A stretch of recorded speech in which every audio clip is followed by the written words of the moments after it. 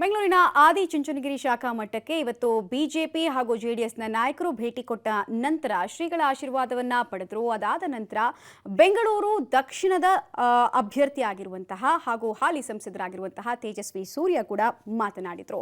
ಪ್ರಮುಖವಾಗಿ ಇವತ್ತು ಎಲ್ಲರೂ ಒಟ್ಟಾಗಿ ಬಂದು ಆಶೀರ್ವಾದವನ್ನ ಪಡೆದಿದ್ದೀವಿ ಅನ್ನೋದನ್ನ ತಿಳಿಸಿದ್ರು. ಹಾಗೆ 28 ಕ್ಷೇತ್ರಗಳಲ್ಲೂ ಕೂಡ ಸ್ಪರ್ಧೆ ಮಾಡಿರುವುದು ಮೋದಿಯವರೇ ಸ್ಪರ್ಧೆ ಮಾಡ್ತಾ ಇದ್ದಾರೆ. ನಾವೆಲ್ಲ ಕೇವಲ ನಾಮಕಾವಸ್ಥೆಗೆ ಮಾತ್ರ.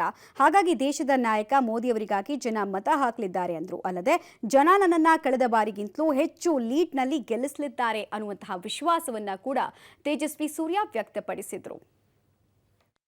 ಬೆಂಗಳೂರು ದಕ್ಷಿಣ ಲೋಕಸಭಾ ಕ್ಷೇತ್ರದ ಮೈತ್ರಿ ಅಭ್ಯರ್ಥಿ ತೇಜಸ್ವಿ ಸೂರ್ಯ ಅವರು ನಮ್ಮೊಟ್ಟಿಗೆ ಮಾತನಾಡ್ತಾನೆ. ಸರ್, ಇವತ್ತು ಮಠಕ್ಕೆ ಬಂದಿದ್ರಿ, ಶ್ರೀಗಳ ಆಶೀರ್ವಾದವನ್ನ ಪಡೆದಿದ್ರಿ. ಮೈತ್ರಿ ನಾಯಕರೆಲ್ಲರೂ, ಮೈತ್ರಿ ಅಭ್ಯರ್ಥಿಗಳೆಲ್ಲರೂ, ಮೈತ್ರಿ ಕಾರ್ಯಕರ್ತರೆಲ್ಲರೂ ಕೂಡ ನಾವು ಒಟ್ಟಾಗಿದ್ದೇವೆ ಎನ್ನುವಂತ ಸಂದೇಶವನ್ನ ಸಾರುವಂತಹ ಭೇಟಿಯ ಹೇಗೆ ಇದು? ಒಟ್ಟಿಗೆ ಇರೋದ್ರಿಂದನೇ ಫಸ್ಟ್ ಆಫ್ ಆಲ್ ಮೈತ್ರಿ ಆಗಿರೋದು. ಅದನ್ನೇನು ತಿರ್ಗಾ ಬಂದು ವಿಶೇಷವಾಗಿ ಅಡ್ವರ್ಟೈಸ್ಮೆಂಟ್ ಮಾಡುವಂಥ ಅವಶ್ಯಕತೆ ಇಲ್ಲ.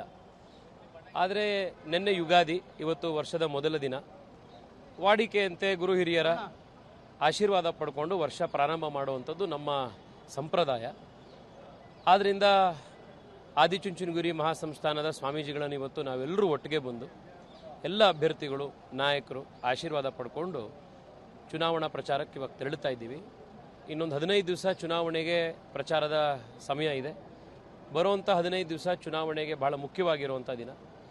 ಹೊಸ ವರ್ಷದ ಸಂದರ್ಭದಲ್ಲಿ ಆಶೀರ್ವಾದ ಶ್ರೀಗಳದ್ದು ಪಡ್ಕೊಂಡಿದ್ದೀವಿ. ದಿನ ದಿನ ರಾಜ್ಯದಲ್ಲಿ ನರೇಂದ್ರ ಮೋದಿ ಅವರ ಪರವಾದಂಥ ಅಲೆ ಬಹಳ ದೊಡ್ಡ ಮಟ್ಟಕ್ಕೆ ಬೆಳೀತಾ ಇದೆ.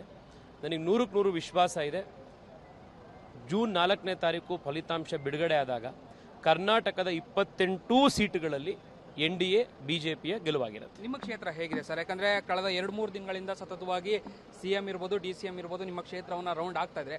ಮುಖ್ಯವಾಗಿ ನಿಮ್ಮ ಕ್ಷೇತ್ರದಲ್ಲಿ ಕಳೆದ ಬಾರಿ ನಿಮ್ಮ ಜೊತೆ ಕೆಲಸ ಮಾಡಿದಂಥವ್ರು ಒಂದಷ್ಟು ಜನನ್ನ ಕೂಡ ತಮ್ಮ ಪಕ್ಷಕ್ಕೆ ಕರೆದುಕೊಂಡು ಬಂದು ಈ ಬಾರಿ ಕೆಲಸವನ್ನ ಮಾಡಿಸ್ಬೇಕು ಅನ್ನೋ ನಿಟ್ಟಿನಲ್ಲಿ ಒಂದಷ್ಟು ಜನರನ್ನ ಕರೆತಂದಿದ್ದಾರೆ. ಎಫೆಕ್ಟ್ ಏನಾದರೂ ಆಗುತ್ತೆ? ಹೇಗಿದೆ ಸ್ಥಿತಿ ಸರ್? ಇದು ದೇಶದ ಚುನಾವಣೆ. ಬೆಂಗಳೂರಿನ ಜನ ವಿಶೇಷವಾಗಿ ನರೇಂದ್ರ ಮೋದಿ ಅವರನ್ನ ಅತ್ಯಂತ ದೊಡ್ಡ ಬಹುಮತದಿಂದ ಮತ್ತೆ ಆಯ್ಕೆ ಮಾಡಬೇಕು ಅನ್ನುವಂಥ ನಿರ್ಧಾರವನ್ನು ಯಾವಾಗಲೂ ಮಾಡಾಗೋಗಿದೆ. ಈಗ ಯಾರೇ ಬಂದು ವಿರೋಧ ಪಕ್ಷದವರು ಎಷ್ಟೇ ಪ್ರಚಾರ ಮಾಡಿ ಏನೇ ಮಾಡಿದ್ರು ಕೂಡ ಬೆಂಗಳೂರಿನ ಜನಕ್ಕೆ ಗೊತ್ತಿದೆ, ಬೆಂಗಳೂರು ಅಭಿವೃದ್ಧಿಗೆ, ಇಲ್ಲಿನ ಸುರಕ್ಷತೆಗೆ ನರೇಂದ್ರ ಮೋದಿ ಅವರ ಕೊಡುಗೆ ಅಪಾರ ಅಂತ.